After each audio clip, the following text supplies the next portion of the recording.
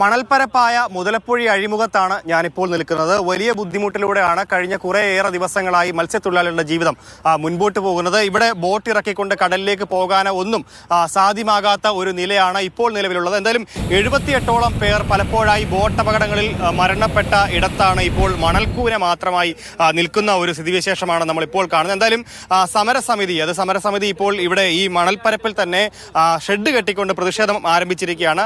അനിശ്ചിതകാല സമരത്തിലേക്ക് മുൻപോട്ട് പോവുകയാണ്. ഇന്ന് മന്ത്രിതല ചർച്ചകളും അതേപോലെ തന്നെ തൊഴിലാളി യൂണിയനുകളെ വിളിച്ചുകൊണ്ടുള്ള മന്ത്രിതല ചർച്ചയും ഒക്കെ മുൻപോട്ട് പോവുകയാണ്. നമ്മൾ ഈ കടലിന്റെ ഇതുകൊണ്ടുള്ള അത് കൊണ്ടുവന്നാണ് മോനെ നമ്മളെ ദുനിയാവ് കഴിയാ.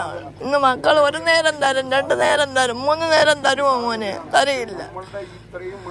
എനിക്ക് പെൻഷൻ വരെ കിട്ടുന്നില്ല മോനെ.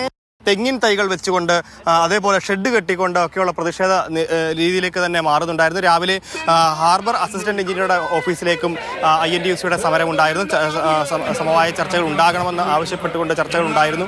എന്തായാലും വരും ദിവസങ്ങളിലും സമരം ശക്തമാക്കും. ഇവിടെ നിന്ന് ഈ പൊഴിയിൽ നിന്ന് പൂർണ്ണമായും മണൽ നീക്കും വരെ സമരവുമായി മുൻപോട്ട് പോകാനാണ് എല്ലാ സംഘടനകളുടെയും തീരുമാനം. അതിൽ CITU INTUC വ്യത്യാസമില്ലാതെ എല്ലാ സംഘടനകളും ചേർന്നുകൊണ്ടാണ് ഇത്തരത്തിൽ സമരവുമായി മുൻപോട്ട് പോകുന്നത്. മരണങ്ങൾ സംഭവിക്കുമ്പോൾ തന്നെ അശാസ്ത്രീയം ഒരുപാട് മീറ്റിങ്ങുകൾ കൂടുന്നു. ഒന്നും അദാനിയായിട്ടായിരുന്നാലും ഏത് സർക്കാരായിട്ടായിരുന്നാലും പഞ്ചായത്തായിരുന്നാലും എവിടെ ആയിരുന്നാലും മീറ്റിങ്ങുകൾ കൂടുന്ന അല്ലാത്ത രീതിയിൽ ഒരു നടപടി ഇതുവരെ സ്വീകരിച്ചിട്ടില്ല. കഴിഞ്ഞ കുറേയേറെ കാലങ്ങളായി മത്സ്യത്തൊഴിലാളികൾ തന്നെ ഇവരോട് പറയുന്നുണ്ട്, ഇത്തരത്തിൽ ഈ പൊഴിയിൽ നിന്ന് മണൽ അടിയുന്ന ഒരു പ്രതിഭാസമുണ്ട്. ആ പ്രതിഭാസത്തിൽ മണൽ നീക്കം ചെയ്യാൻ ആവശ്യമായ നടപടികൾ കൈക്കൊള്ളണമെന്ന് മുൻപേ പലപ്പോഴായി പറഞ്ഞതാണ്. പക്ഷേ ആ ആവശ്യങ്ങൾ കൈക്കൊള്ളാത്തതും മണൽ നീക്കാനായി മുന്നിട്ടിറങ്ങാത്തതും ഒക്കെയാണ്, ഇത്തരത്തിൽ മുന്നിട്ടിറങ്ങേണ്ട പദ്ധതികൾ മുൻപോട്ട് പോകാത്തതും ഒക്കെയാണ് ഇപ്പോൾ ഈ പ്രതിസന്ധിക്ക് കാരണമായിരിക്കുന്നത്. ഇവിടെയുള്ള മത്സ്യത്തൊഴിലാളികൾ പട്ടിണിയിലാവും. കിഴക്ക് പ്രദേശത്ത് താമസിക്കുന്ന നിർദ്ധരായ കുടുംബങ്ങൾ വെള്ളത്തിനടിയിലാവാൻ പോവുകയാണ്.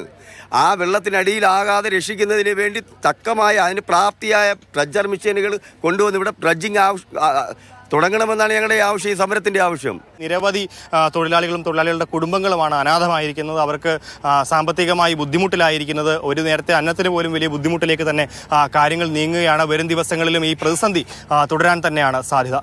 ക്യാമറമാൻ നല്ലേമുരുവിനോടൊപ്പം ഗോകുൽനാഥ്, മാതൃഭൂമി ന്യൂസ്, തിരുവനന്തപുരം.